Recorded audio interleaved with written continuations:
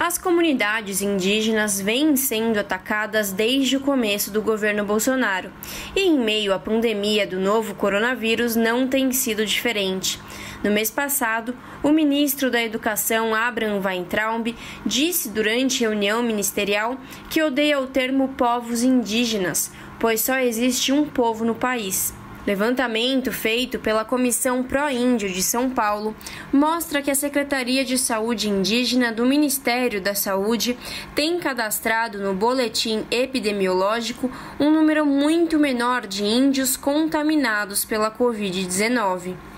Carolina Bellinger, assessora de coordenação da Comissão Pró-Índio de São Paulo, comenta que foi muito difícil achar os dados para fazer o levantamento e que isso mostra o descaso dos governos federal, estaduais e municipais com a população indígena.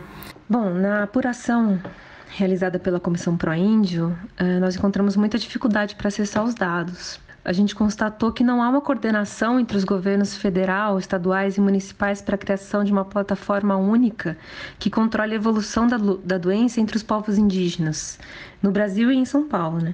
E nos deparamos com uma disparidade muito grande entre as informações de diversas fontes. A aldeia Crucutu, que fica na região de Parelheiros, extremo sul da capital, já tem casos de contaminados pelo novo coronavírus. Olívio Diacupé, escritor de literatura nativa e morador da tribo, comenta que por conta da pandemia, os habitantes estão evitando ao máximo sair. A escola da aldeia Crucutu está fechada e a visitação para turistas foi suspensa. Uma das coisas que a gente está fazendo é tentar evitar sair da aldeia, porque evitando é uma das formas de não pegar, né? Então a gente está se cuidando muito, porque a gente sabe que a doença é perigosa.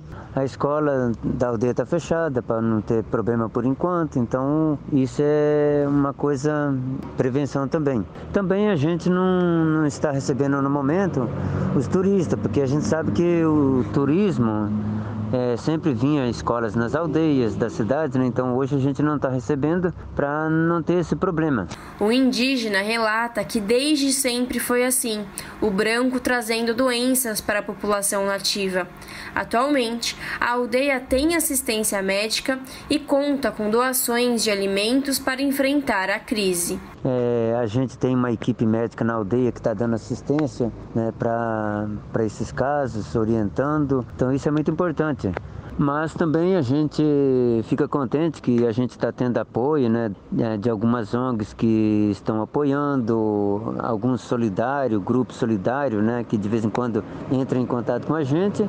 E também a questão econômica, que queira ou não queira afetou muito, né, porque hoje em dia não tendo turismo, não vendendo artesanato, então dificultou muito essa questão econômica. Então para nós as doações estão sendo uma forma muito importante para ajudar. Segundo Carolina Bellinger, a Secretaria de Saúde Indígena, além de não acompanhar os casos de indígenas contaminados em São Paulo, também não separa os grupos por etnias.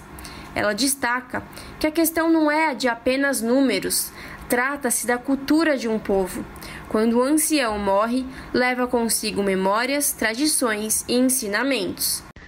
A Secretaria Especial de Saúde Indígena, a SESAI, que é o órgão federal responsável pela questão dentro do Ministério da Saúde, ela não acompanha os casos da população indígena que mora nas cidades, não divulga os dados separando a informação por povo indígena nem por unidade da federação.